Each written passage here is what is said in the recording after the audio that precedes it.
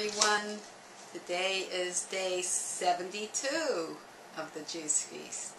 And this is Melinda with raw-wisdom.com. And I'm drinking juice.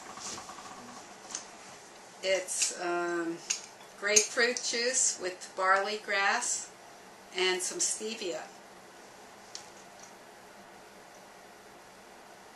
It's really sweet.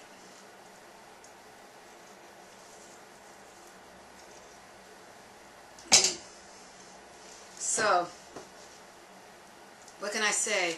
Day 72. The Juice Feast is becoming more like a way of life. Sometimes I'm wondering if I'll ever be able to eat regular food again. But I'm sure I will. I've gone on long fasts before and I've always felt that way. And yet, when it comes time to eat, not a problem. It takes a little while usually for the body to get the hang of digesting again. But I'm not worried about it.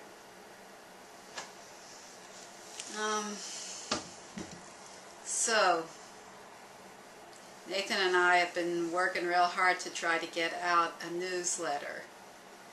It's surprising how much work it takes to put out newsletters and keep track of a website. We've got a helper. Kelly's going to be helping us with some of the articles. You have to find the keywords, put all those in so that the search engine can find you. It's pretty interesting. It's like being in an ocean. The internet is like a big ocean. And we're like little fish in the sea. So how to get your attention? You have to do something. Become fluorescent. I saw they're actually making genetically modified, I don't remember if it was frogs or fish or something that are fluorescent. Maybe it was dogs, where you turn the light off and they actually shine in the dark. Something's wrong with that. I don't know. Next thing you know, they'll be doing that for people so you won't lose your kids.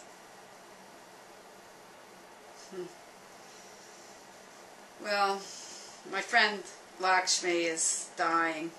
In fact, she might have already passed over. I really don't know. She and I helped. Well, she helped me run the Academy of Remembering back in Charlottesville in the 90s.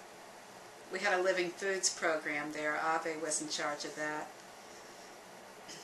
But Lakshmi got a sort of fungus in her lungs.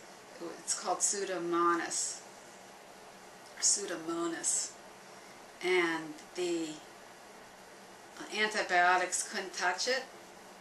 I mean, she'd take rounds of it, but it just wouldn't kill it.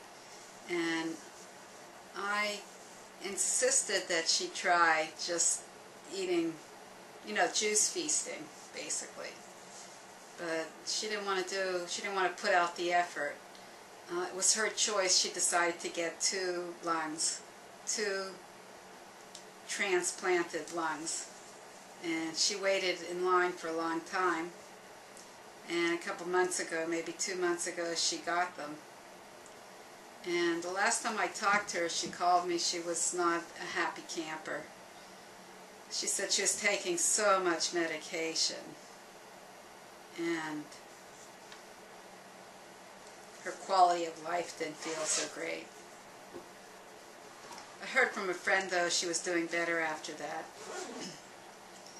But apparently the lungs, she started to reject the lungs, and so they had to lower her immune system in order for her not to reject the lungs, and as a result, she got pneumonia, and that's what put her in the hospital this last time.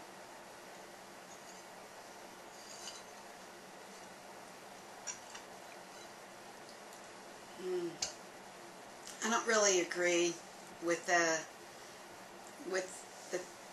philosophy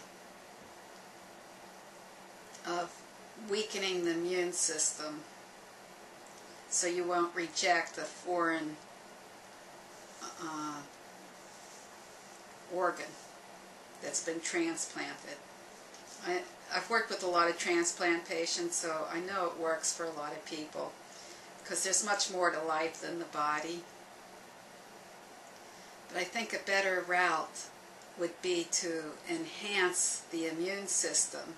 So like my friend, if her doctors were really able to enhance her immune system, maybe she would have overcome the Pseudomonas. I think that works well with cancer as well. Just build up the immune system. When I was first diagnosed, and I remember I asked my doctor, didn't she want to take my blood and see whether or not I was nutritionally deficient in something.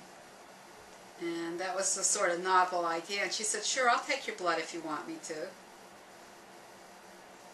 So we did, but there really was nothing that was apparent.